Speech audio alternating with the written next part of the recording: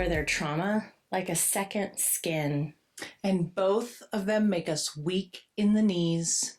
I'm Pixie, and I'm a sucker for loyalty, scars, and a man who can follow orders or give them. And I'm No-No, still recovering from every salute, mission, and perfectly timed yes, ma'am. This is Heat Between the Sheets, where duty meets desire and every promise feels like a battle between heart and honor. Because they fight for our country by day and destroy our sanity by night. So gear up, because this episode is locked, loaded, and ready to break your heart in uniform. But before we march into the discipline, devotion, and dangerously hot heroes in uniform, let's get the warning out of the way. This show is for entertainment purposes only. Strictly 18 and older. And yes, there will be spoilers in this episode. If loyalty, trauma, or battle-worn love stories hit a little too hard, consider yourself warned. Triggers were listed at the start, and you can always find the full list at hbtspodcast.com. If you can't handle the heat, don't meet the qualifications, or don't want spoilers, this is your one and only chance to step out before the mission gets intense. Ooh, I like that one. Still standing at attention! Good. You've been warned. Expect scars, salutes, and a whole lot of heart. Don't forget to like, follow us on social media, subscribe to our channels, and share. You didn't want to sing that last part? I really didn't. No. Sorry. Too early. Yeah. Too early. I get it. I like just saying it. Share. Share.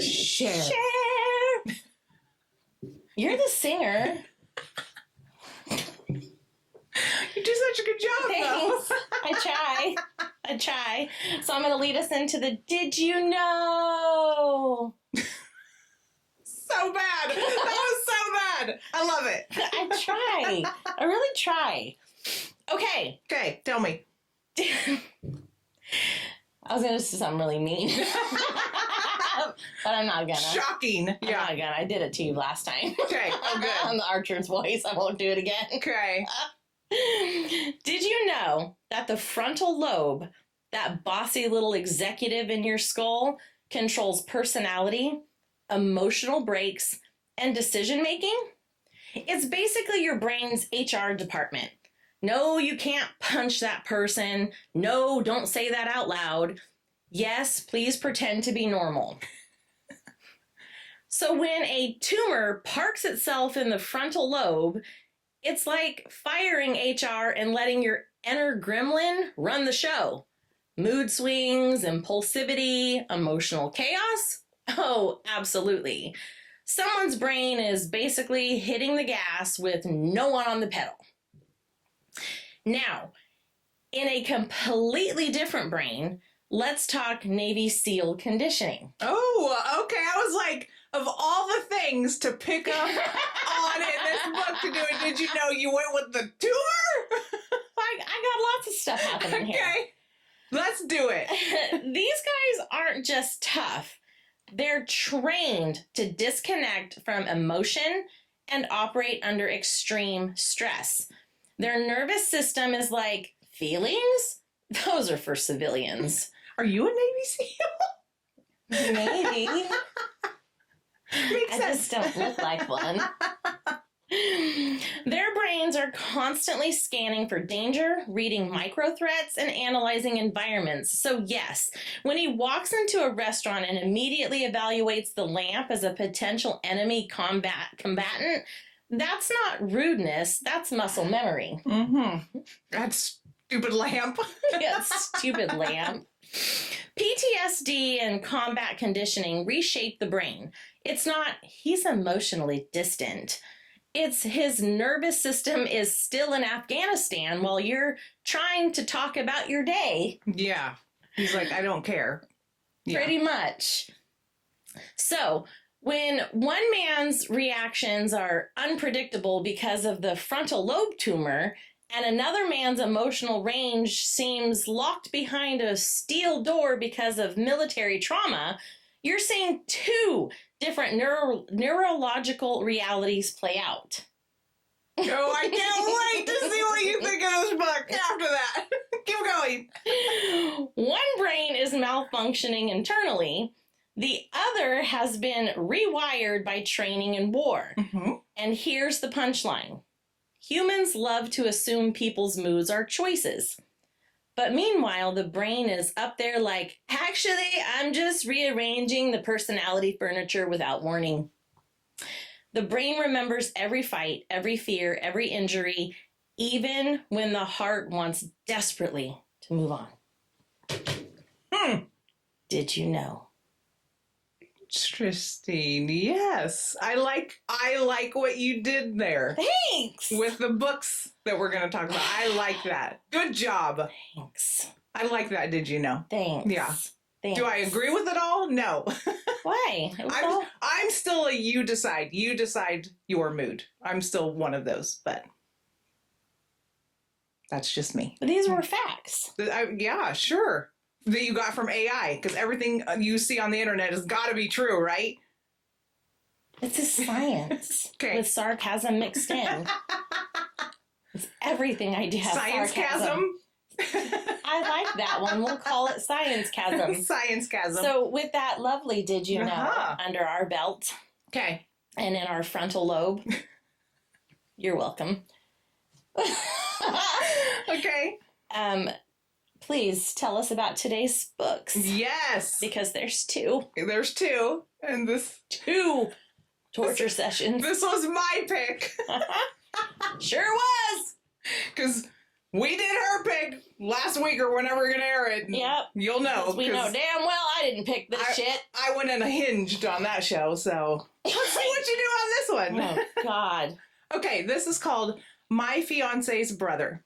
2-book series, both the same name. It's just book 1 and 2. All right, so book 1.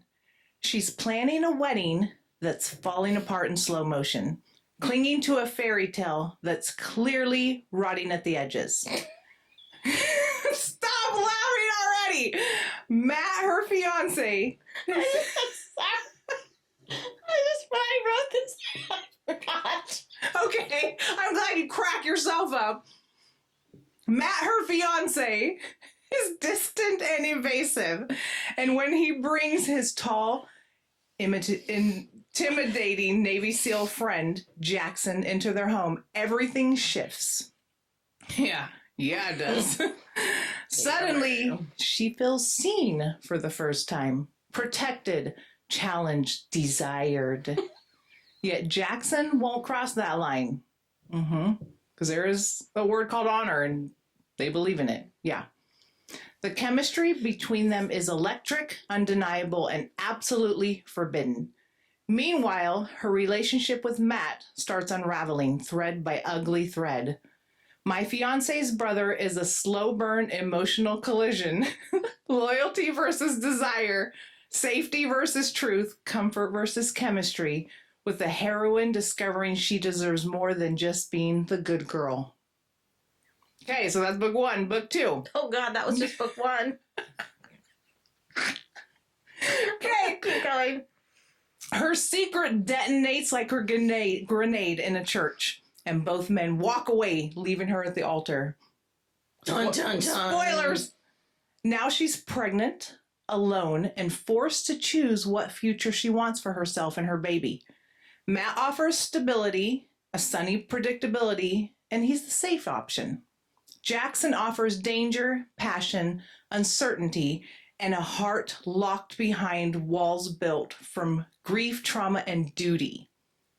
This duet becomes full of emotional reckoning, love versus obligation, honesty versus denial, heartbreak versus healing. She may not always be nice, clean, or proper anymore, but she's going to choose the life that's real, not the one that just looks good from the outside. Cheers. Are we done? Yes, we're done. You wrote it. I know. It's Write shorter shit. been a minute. Bring it all back to your brain so you can remember how great it is. And this book is a reread for me. I've read this several times. One of my faves. Keep going. Continue. Can we make this like a 15-minute episode today? Sure. Just kidding. We're clocking out early? Yes.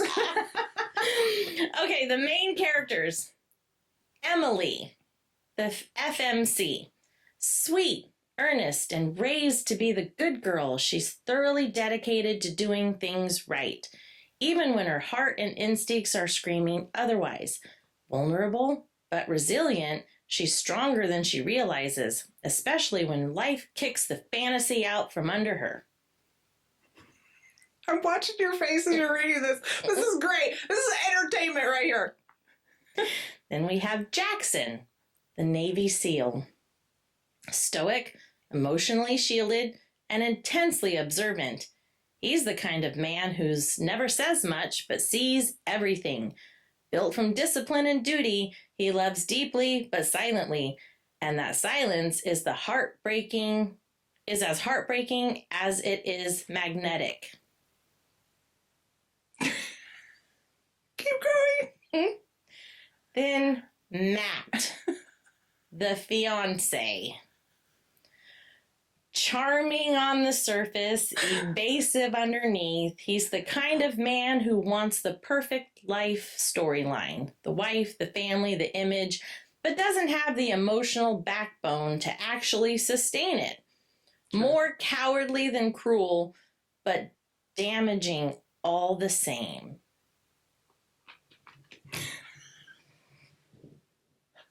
So, you hated it. Is that what I'm getting? I would like to know why this is your fave. I would rather read Archer's Voice and Caught Up on repeat. Really? Yes. That bad? You hated it that much? Hated it. Really? Yeah. Why? Tell me why. So let's talk about like the whole... There was so many holes in this story to me. Okay. One, we all know how I feel about weak FMCs. And this one, I wanted to drown in a bathtub. Okay, with the dog? Yeah. I liked the dog. Yeah. That's probably the only character I liked in this whole fucking story was the dog. That poor Chloe? dog, that they found in the street. Mm-hmm. That's the only character I liked. So, she inherits an ass ton of money, so she technically doesn't have to ever work, right? But she's a fucking doormat. She is the biggest doormat I think I have ever read in my entire life. She is a doormat, I will say this. So, she has no family left. It's just her. She's like 24-ish, give or take a year. And is engaged to Matt, who is a junior partner, thriving to be a junior partner attorney at this law firm in New York. And he's never, from what I can tell in this entire story, has ever said, I love you, whatever. It's just all been about, we're just a good fit for each other. And this girl, Emily, who clearly desires love and affection and all that family. And a family. And she's not an ugly individual by any stretch of the imagination, is just going to settle for that. I struggled with that a lot. Mm-hmm. And there's been so many opportunities in that book for her to leave that situation. And there was no talk of a prenup, of anything. It was weird. And he was so mean to her. And all of a sudden, enter Jackson. Okay. But we have to assume he wasn't always mean. No, and that's true. And that's fair. But regardless, you're just willy-nilly just gonna, you're only 23, 24. Yeah. And you're just gonna settle for this piece of shit because you're a good fit. You were raised by a grandma who instilled good things in you, And you're just like, I don't buy it. Yeah. With you. I've struggled with that. And then, so she, she had this home that she was living in that was her grandma's, the penthouse, I think it was, that she loved. And Matt convinces her to buy this other property. It's in her name, at least. I give her that. That she doesn't really love and that they were going to fix up or whatever. And she ends up doing it all herself through an interior designer or whatever. And she doesn't love the property. Right. But because Jackson wanted it, so now she's living here but basically by herself. And she's still a virgin because she's saving herself for marriage, which is also weird in 2025. And like, that's unheard of because she's not a religious person. I'm not saying that people don't do it, but it's just, especially in the okay. But from what I kind of understood is she never really felt that connection with Matt. She was trying to force that connection because of what he could offer, like the whole family. Like she was so focused on, I want to have a family. I think because she lost somewhere hers. else. Yeah, it was so weird, and it didn't make sense to me. And here's my issue, and I don't know if I've said this before, but I feel like in these contemporary books, and this is why I struggle with contemporary. This is one of my biggest issues with contemporary, is that they're designed to be as real as possible, right? They mimic reality. And because like in like the bully romances and all that other stuff, the mafias, those aren't real. I mean, they're so outlandish that you could have so many plot holes it wouldn't fucking matter because it's so outlandish anyway. But these contemporary ones can be very real. They can be very real. So if you're going to have something so real, let's make it real. So a 24-year-old attractive virgin with a fuck ton of money who was raised well, who there's just in New York with 8 gajillion people, and you're just going to settle for this dude. And she has a best friend, a good friend. Like, where's the direction? Where's the help? Where's the assistance of, let's hook you up with someone else? I don't know. There were issues. So that's my issue with contemporaries when they aren't real enough. Okay. But they try to make it real. There's just too many holes. So enter Jackson. Yeah. He just shows up into this house, right? Into her house in the middle of the night. And she freaks out. Like, oh my God. And then Matt's like, oh, I didn't tell you. He was supposed to be here, whatever. Right. So Matt's acting weird. All of a sudden, his behavior's weird. He's working late. He doesn't show up. He's moody. Like, there's all kinds of like behavioral things that are happening with him. And Jackson is not someone that he had ever mentioned. No. Correct? Yeah. To her before. And she's like, what the hell? Who are you? He's like, well, I'll just go somewhere else. She's like, no, it's fine. Matt's accusing me of like never being nice to his friends. So I'll make up the guest room. It had an air mattress in it. She's like, I will get you a bed. So Jackson he has his duffel bag and he's very observant. He follows her and he takes care of things, whatever. So the next day, like, she has a piece of shit car. Yeah. I don't remember what kind of car it was, but it won't start, whatever. He has a truck. She goes to order a bed the next day. She needs to go pick it up from the warehouse, and he drives her. I mean, he does all these great things for her. He's always watching her. He'll help clean up. He does, all of these things. He drives her to the warehouse, picks up the bed. Like, he's always observant. He's always paying attention. He's always helping. All of that is great, which is, I think, very normal, common for a militant person to be. They're very observant. They're very observant. And that's great. I didn't have an issue at all with the role he was playing. He did that well. Matt continued to bother me a lot. And then it continued to bother me that Emily continued to plan her wedding. Yeah, she really has no spine. None. And we all But know how I feel about you that. can tell that she's very socially awkward, very anxious. So she's dealing with some things, on top of losing her parents young. So go to therapy. Yeah, I agree. She's terrible at talking about her feelings, communicating. But I feel like she also grew. She did. I'm And not learned going some to stuff. deny. Yeah. She did grow. Yeah. She did grow. I mean, which is better than Lo did and Caught Up. Yeah. Yeah. I mean, there's that. Thank you. Yeah. I'll give her that. But she also, like I said, continued to plan this wedding. Yeah. Showing up to get the paper, and she made a point to arrange a meeting at the paper place to get the invitations, just 2 blocks or whatever from Matt's office, so that he would be there. And she had to reschedule multiple times because he couldn't make it. He was supposed to meet her, and he was like, "Oh, sorry, I'm in a meeting, I can't make it." And she's just like, "Shit," and then so she would leave.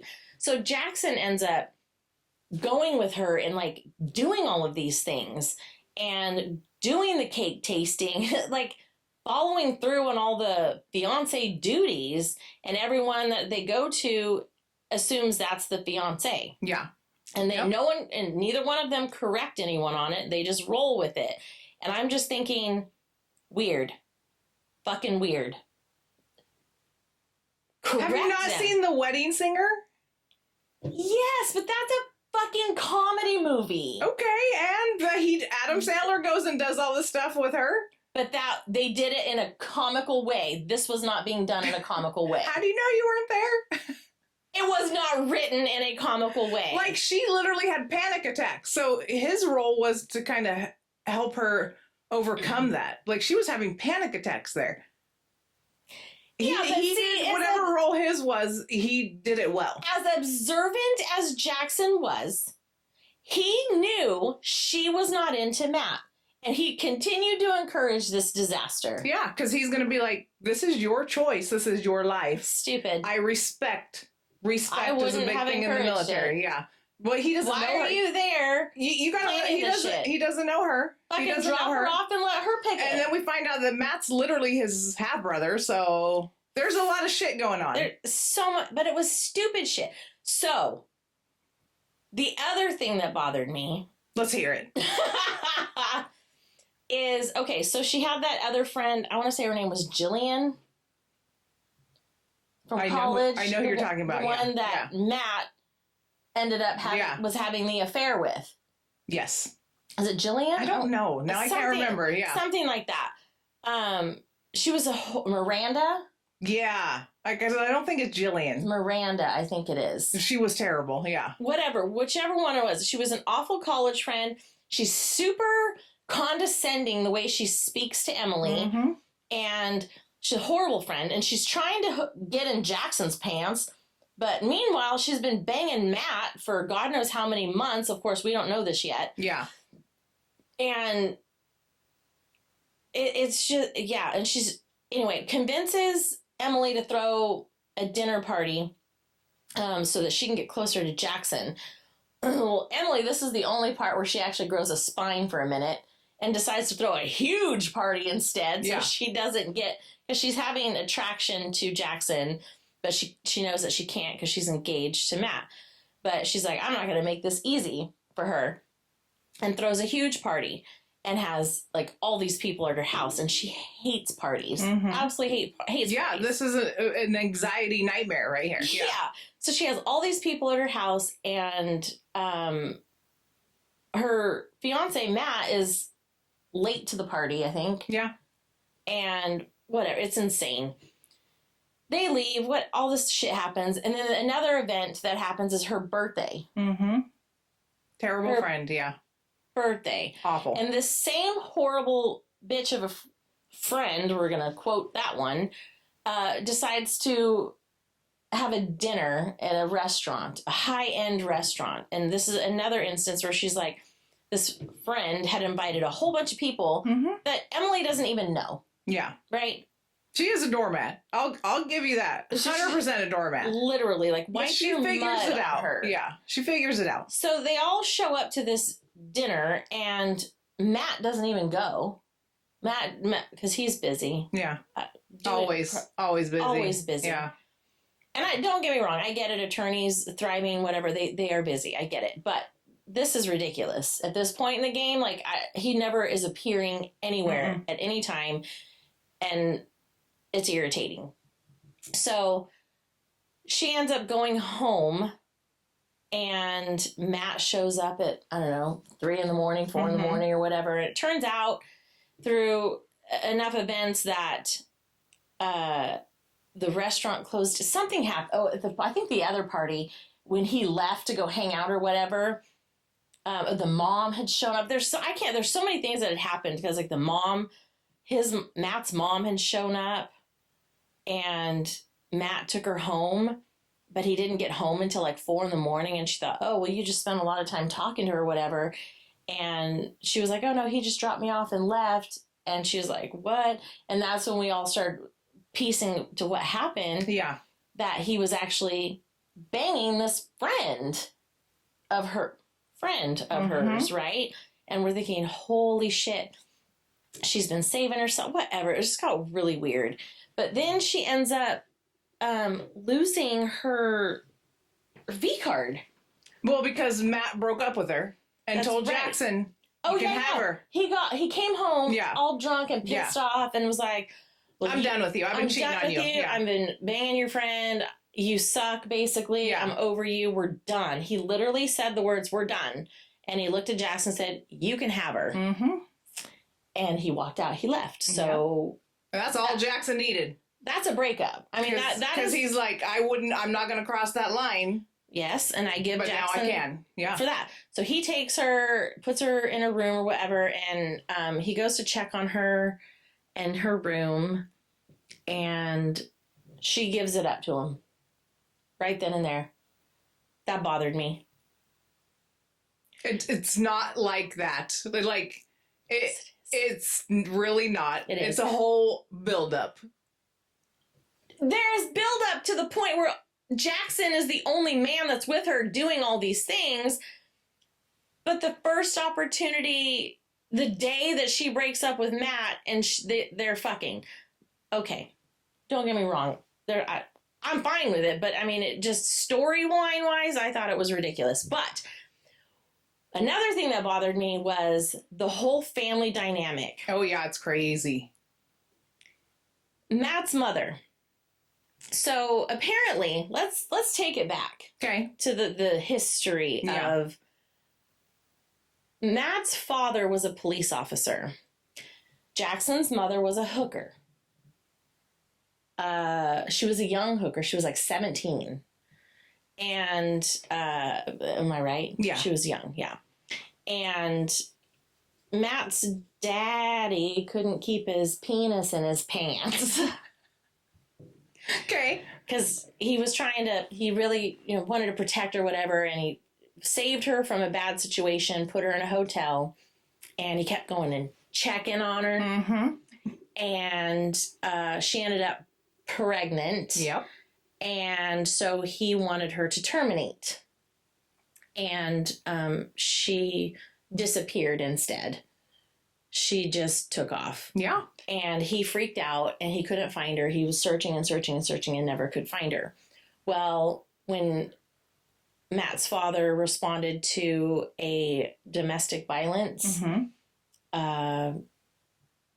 call and found her dead at that call, there was a 7-year-old boy there, which happened to be his biological son. Jackson. Yeah. Jackson.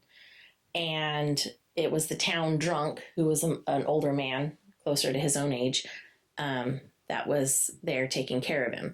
So instead of owning up to the fact that that is his biological son, he just kind of started helping out the drunk, so to speak. And every time the town drunk, because the town drunk, I forget his name, he would beat on Jackson all the time. But at the same time, he also took him to baseball games and stuff because Jackson was very good at baseball and school. And I think it's because, from what I understand, he knew that Matt's father was Jackson's father. Mm-hmm. And he would tell him things like you're going to go places, we're going to get you into that family, but you have to be good at these things to do that. So he would take him to the games and he would help encourage him in that. Yeah. But he was an alcoholic. So he would go home, get drunk, and then beat on him. Broken bones, whatever. So whenever the guardian, because he was never the stepdad. I don't think they ever got married. So he was just a guardian. Ended up in the drunk tank. Matt's dad would bring Jackson to their house. And Matt's mom didn't care much for that. No. I'm pretty sure she suspected why that child was being brought home. Yep. Probably because he looked just like his father. Yeah. And Matt, being the spoiled only child that he was, because they were, I think, only a few months apart in age. Yeah. I think Matt was a few months older than Jackson. I don't remember which one. Yeah. I think Matt was a few months older. And anyway, he didn't care to share the spotlight. No. So Matt's mom was very mean to Jackson. She would lock him in closets. She would pinch him. Yeah. She would verbally demean him. And Matt would do things like spill his milk and drop his food. And they'd say things like, "Why are you so stupid?" And the father never intervened, never protected, never did anything. It was absolutely bizarre. And the father wrote a journal about all of these things that had happened, all of these things, and how he basically hated Jackson. And then at the very, very end of the journal, did the father kill himself, or I feel like he offed himself? I don't think so. I think he offed himself. No, I don't remember that one. And the suicide note, basically at the end, he's just like, "I'm sorry, I didn't protect you," type of a thing, and left that journal for Jackson. Jackson kind of kept it. So that's what irritated me, is that Jackson was fully aware of his relationship to Matt and Matt's mother, their familial relationship, and stuck with that whole mentality of loyalty because they're related. Regardless of how awful they were to him, he still felt like he needed to, protect and be nice to these people. And I'm like, why? I can't get behind that at all. I don't even give a shit if you're related or not to people, and if they treat you like garbage, they don't deserve it. Okay. That's me. Clearly that wasn't Jackson. So I think you'd never been in the military. No, I haven't. So he left right after high school into the military, and then he gets this training, and it's a different way of life. So they believe in honor. They believe in duty. They believe in things like this. So I totally see where he's coming from. They believe that even though you're abused, you should still stick it out. That's just... Yeah, well, they just believe... He's going to say that it wasn't bad enough. He'll say that. It wasn't bad. He did say that, basically. I learned to tune it out. I didn't take it personally. Which he did, and he built that shield around himself or whatever. But as an adult or whatever, why are you... Move on. Just get away from him. Move forward. That's what I thought. Was like, no, move on. And which he kind of did when he hooked up with Emily and decided to move forward with her in life. He kind of in a way dropped Matt and his mom. Yeah. I see growth on both of them. They did grow, but I just thought it was so... But you got to be able to, there was so much grow from somewhere, so you have to see all the trauma in the beginning to be able to grow. I just think that it could have been done differently. And another thing that bothered me... So I'm going to start writing these down here. Check. Check. Was Matt's brain tumor. Oh, yeah. Spoiler! That's why you find out he's a douche canoe. But I think he was always a douche canoe. I mean, obviously, that's part of his personality. He's a dick. But, he has this frontal lobe brain tumor, which caused all of these weird, abnormal behaviors for him. And his mom accuses Emily, like, this is your fault. You should have seen the signs, and you should have sent him to the doctor, and blah blah. This is whatever. And she's like, maybe it was my fault. No, it wasn't your fault. Yeah, it's his own damn fault. She's a doormat. Yeah, but yeah, the whole timeline for that, unbelievable, because I do have family that have had brain tumors, and I know people currently with brain tumors, and you don't just get a brain tumor and get it fixed and all of a sudden you're fine.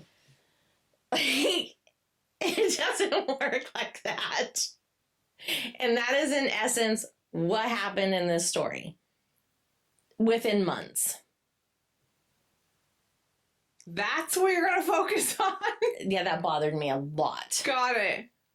Okay. But there was just so much. Okay. I think Emily's weak ass was the icing on the cake for me. Okay. Yeah. I liked Archer's voice way better. Okay. Way better. I can't say I hated it, but it was definitely not my favorite. Okay. Those were my issues. Okay. What did I like about it? Are we going to be here for 20 minutes for you to come up with something? Because ain't nobody got time for that. I don't know. So let me give it to you from my perspective. And I love contemporary. Yeah, please do, because I really do not know why this is your favorite. I wouldn't say it's my favorite of all time, but it's definitely one of my favorites. I would never read this again. Awesome! Love that for you. So I'm going to tell you, we're going to have a little therapy session here. Okay? Oh, God. Already this morning? So I actually kind of relate to Emily. Oh, Jesus. Ow. You're not a doormat? I was, though. Oh, no. I was until the military. Oh, I met you after the military. So that's the thing. I relate to her social anxiety. How old were you when you went in the military? 18. And I relate to kind of being a doormat and being the peacekeeper. So she should have gone into the military. She should have, honestly. Like, I relate to her, and then I relate to Jackson after I came out of the military, and just some of the things that they instilled in me that actually was a life-changing, let's just be honest, life-changing. So yeah, I think for me, just because it's so hit home. Well, yeah. Their personality traits are relatable to you. But yes. What about the actual story? Like, I liked it. Like, this is a contemporary what romance. about the story? Like, there are some things that I didn't like their communication and her just not speaking up ever. Like, it's so frustrating. And but I love seeing their evolution and their evolution as a couple. Like, because Jackson's one of those, okay, you're pregnant, I'm going to marry you. This is what honorable people do. I'm going to take care of my responsibilities. Mm-hmm. And so they get married. They don't know each other.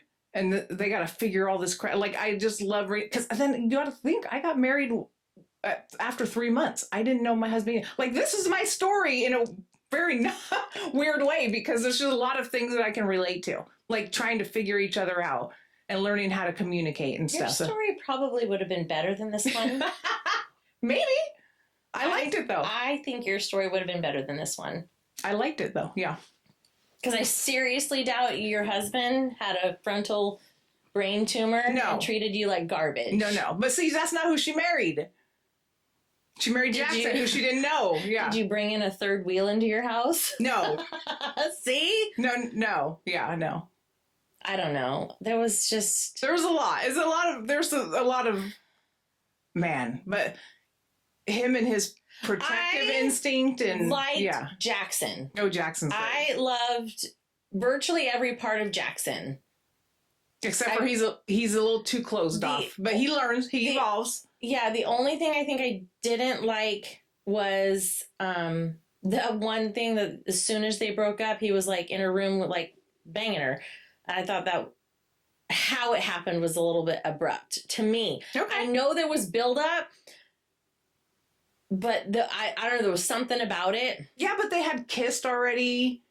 Like there was a buildup, and they kept saying no. And it's not him, it was her. Yeah. It's her because she was so like, I'm saving myself for marriage, but then, okay. I don't think she was honestly attracted to Matt. I really don't. She wasn't. And then that's what was so irritating. And she didn't even realize it because she's just like, okay, this is how it goes. You know, you're with a guy, you stay with him so long, you get married, you have kids, he has a career. Like this is how it's supposed to be. Long. Yeah. They were only together like a year. I feel like they were together longer than that. And he was decent in the beginning, and then he had this brain tumor, which changed his personality. I just think it's her. I think she fucking ruined the story. Okay.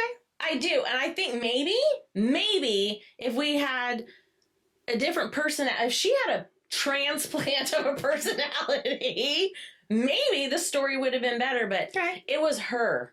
She ruined it. I think if... I loved seeing her evolution. I loved it. Hated everything about her. Well, she's definitely a doormat. She's definitely doesn't speak up, which I can relate to. That was me in the younger years. Yeah. Do you realize that I wouldn't even call this was right after I got married, call and order a pizza? You're just like my husband. Fucking shy and that was insecure and like unsure of myself I was, and my husband's like, you know, you're gonna do this because you're gonna have to do this sometimes when I'm gone. Like, so yeah, it's crazy. I love reading relatable things. I do, that's concerning. Yeah, but I say that out loud. What was relatable to you? This is why you love Pretty Monster, because you're a serial killer. Like, what is happening? I just am attracted to those books. They're not relatable, but when I read certain contemporary things that are. I get it. I understand, and I agree with you on reading and liking the relatable things. I do. So I understand where you're coming from. Okay. Obviously, you have a military background. You can understand, relate. And I do. I appreciate Jackson. I cannot relate to Emily at all, but I've never been drawn to weak FMCs. And you have not. I say you that. You say it every week. Episode. Yeah. Every episode. And you will hear it for the rest of time. But I just can't. I really think if the story had a different FMC. Okay. And I'm all for growth. I'm all for growth and seeing that, but hers just wasn't significant enough. And I don't know, and I think there were a lot of players. Almost too many for the length of the book. It needed to be longer for the amount of shit that was going on. There was a lot of shit going on. So much shit that was going on that I felt like maybe if we had either eliminated some stuff or just made it longer so we could develop more of things, maybe it would make more sense to me. I don't know. Okay. That's just how I felt about it. Okay.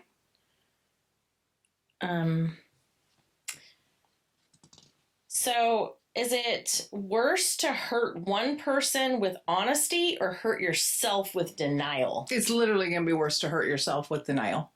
Yeah. I think that's true.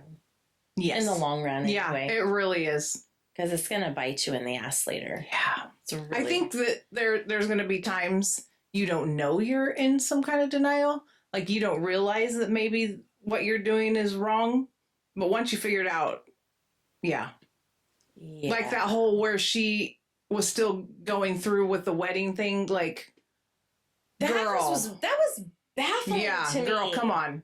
Like, I know that you're trying not to impede his, recovery, because he's still recovering at this time, and he's talking about the wedding because he doesn't remember the douche canoe he was. Yeah, when they had the tumor removed, and he had the amnesia part, and they're like, but you just gotta pretend like and move forward. I'm like, no, you don't. No, you don't. You can literally play along with it and just be like, oh, well, we had to put it on hold. Yeah, something. It's on hold. Something, yeah. Like, there was so many other ways to go. You don't have to straight up lie and be like, oh, yeah, everything's fine. Everything's, no. Like, there was, even the doctors, I was like, wait, what? Yeah. I don't know. That was just bizarre to me, but anywho. All right, let's do, and do you have any book comparisons for this? So this is actually, these are book 1 and 2, but there's actually a third book in the series that doesn't have anything to do. And you read that one? Yeah. Isn't that about it's a the friend? It's about a different friend, like her literal best friend, like a good friend. And so you'll see Emily and Jackson's name, here and there. So that's like, I'm sure you won't read it because you hated the first 2. So the third one would probably kill you straight over the edge. So yeah, like I think, but anything military, like if you know military and you love that aspect of it, read anything military. Okay. I think I just downloaded another one that, because there's a Navy SEAL. Well, I think it's called like Seal out of your Seal for the Night. Yeah.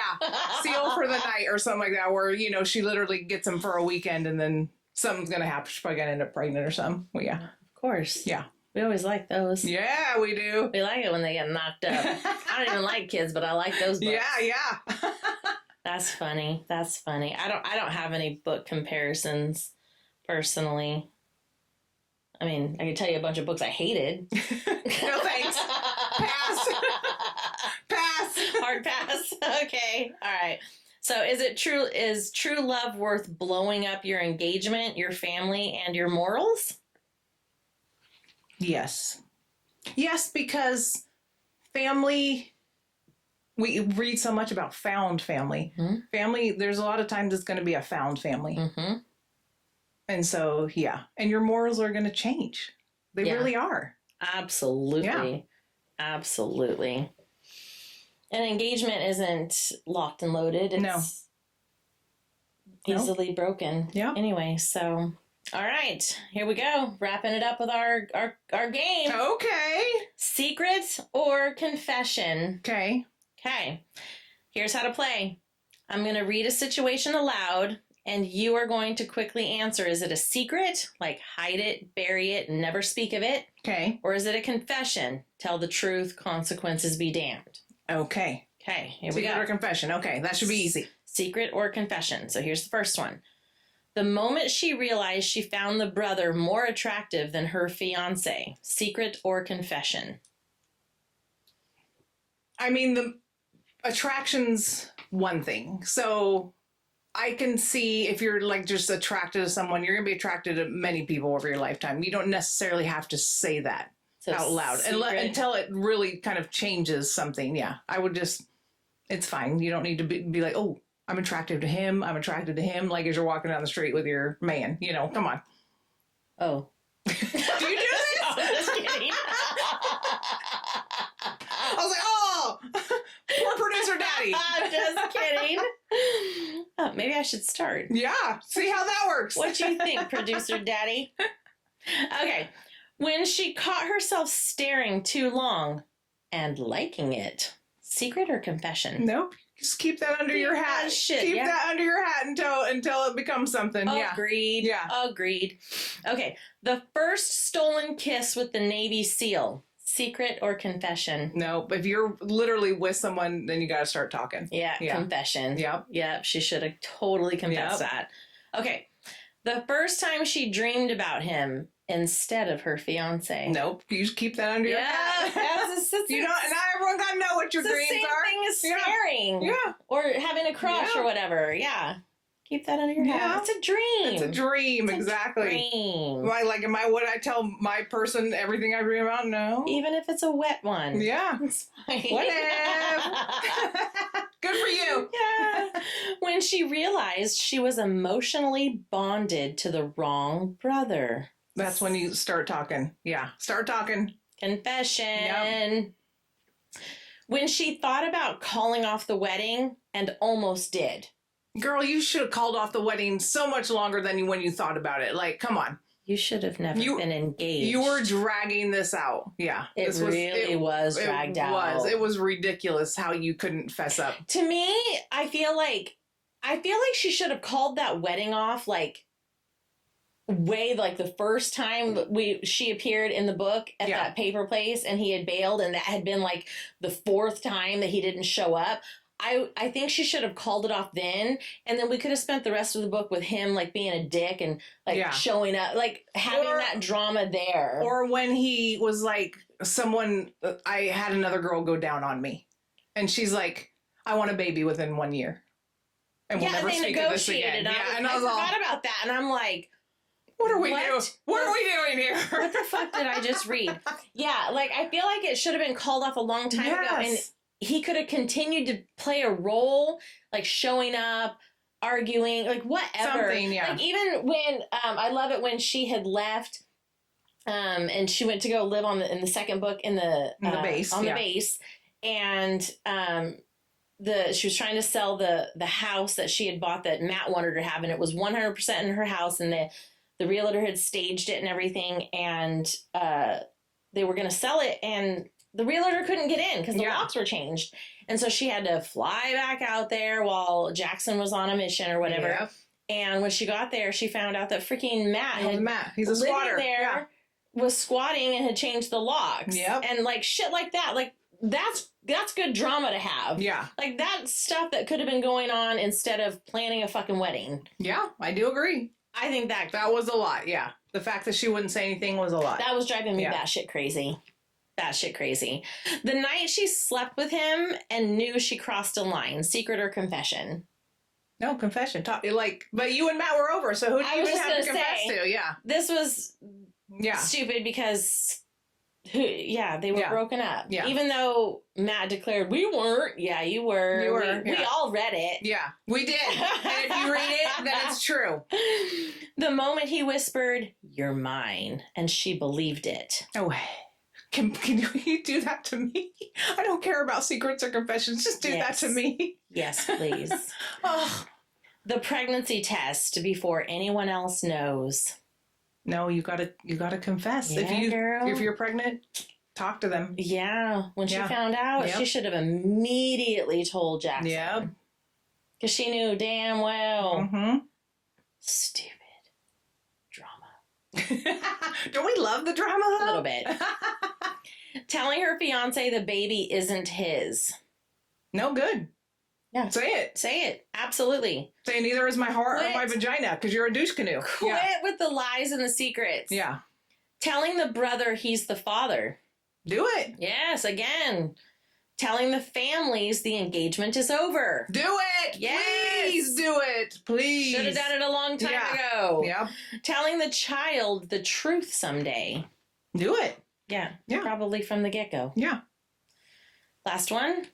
Telling herself, I was never meant to be with the man I chose. I was meant to be with the one I fell for. Yeah, bitch. Yeah. Why are you lying to yourself? Thank God. Actually, thank God. Yeah. Even though like Matt ended up with this brain tumor, and then you're like, oh, okay, well, all this behavior is explained. He really wasn't a good guy in the end. No. And so she's pregnant. Book 2, pregnant, finally tells Jackson, like he walks away, but for a reason. Yeah. Comes back, we're going to get married. And she's like, oh, okay. Whatever. Like, that's what we do. And she goes to live on the base. And that's a whole nother experience because Harper. Yeah. Fucking Harper. Because all of his military buddies are helping him, move into his, house. And they all assume he's married to Harper. Who was his ex. Which is his ex that he had dated for 3 years. Another Navy person. And Harper's an actual bitch. Yeah. And she's very jealous. And she really thought that she had an in and she was going to end up with Jackson. And Jackson had rescued a dog in book 1 and brought it home to Emily. which they ended up naming Chloe. Chloe. They bathed it. I can't remember the friend, but I'll remember the dog's name. Right? And they bathed it and whatever, so they have this dog together, and someone kept trying to poison the dog in their yard on base. And I mean, there's all this drama that, kept coming about, and everyone keeps talking. And so Jackson had to force her, in essence, in a very non-gentle way for her to make friends. And she's an artist. And so she ended up eventually making, friends, because everyone was friends with Harper. So it's kind of like changing teams. Yeah. So there was a little bit of that, which I felt like they could have expanded on that. Little things like that I felt could have been more expanded on. Jackson's no saint in any of this, because he's not communicating with her. Not at all. He's not reading her text messages, but reading Harper as she's sexting him. Yeah. Like, she left a couple times. Like, Emily literally leaves him a couple times, and he goes and drags her back. Well, just fucking say it if you want her. Like, yeah, Emily's sending Jackson texts. He's not reading them. And then about the baby, mind you. About the baby. Yeah. Their baby. Yeah. And, Harper is sending him nudes and sexual context texts, and he's reading them because they're all he's not responding. Yeah. But he's reading them, but he hasn't bothered to read any of the fucking texts that Emily sent him. So shit like that's annoying. Like, those two did not communicate well in the beginning. They needed counseling. Yes. So there were things that needed to be expanded on, and those are things, which is why I wouldn't read it again, and it was frustrating. But yes, there were growth, but there was so much more potential that could have happened in this book. But fucking Harper. I had forgotten about her. Yeah, fucking she was a piece of work. Yep. And a lot of people didn't believe, and she was the one that ended up being the one that was poisoning the dog. It was insane. And he didn't believe that she would do that. When she inadvertently was accusing Harper of doing it. She just described the individual that was caught on camera doing it. He's like, "Are you accusing Harper? Would never do that." And she's like, "I didn't say Harper. I said this is who it was." So anyway, that was our book read. Yeah, the duet for this week. It was My Fiance's Brother by Odette Stone, books 1 and 2. No-No's faves pick. Yeah, I do love it. Military romance. And I'm curious, because this is very two different opinions of the same book. So, read it. Let us know yours. Yeah, I mean, we don't care which way you go either way. No. We're just curious. Yeah, two very different opinions. Leave comments on the Spotify and YouTube, or email us from the website. Let us know. That's fine. We've done I don't even know when it was aired, but is it December when it aired? The Swamp Saga. Oh, yes. On December 6th aired. That was a fan favorite pick. Yeah, so we listened to you. So we will listen to you, and we're doing another fan favorite pick as well. So if you have something that you really want us to check out and read and review, send it our way. Yeah. Because her and I are obviously completely different thought processes. But that's what makes it fun. Yeah. And sometimes we're just spot on, and we're like, God, we love this. Yeah. And you just never know when it's going to hit and when it's not. Yeah. And to let you all know, coming up in next week, we are getting a new addition to Heat Between the Sheets that you will be introduced to. So No-No may not be in our episode, but she's not going anywhere. No-No's freaking busy. No-No is freaking busy. So we're bringing on a third host to our... It's a throuple. It's a throuple. Yeah. So every once in a while we'll have a different host in here, and then on occasion all three of us will be in here together. So that'll be exciting. So stay tuned, and you'll get to meet our new addition. Woo. Yeah, exciting business. I love it. Yeah, and she was one of our originals. Yeah. So one of our book club members. One of our OGs. Yeah.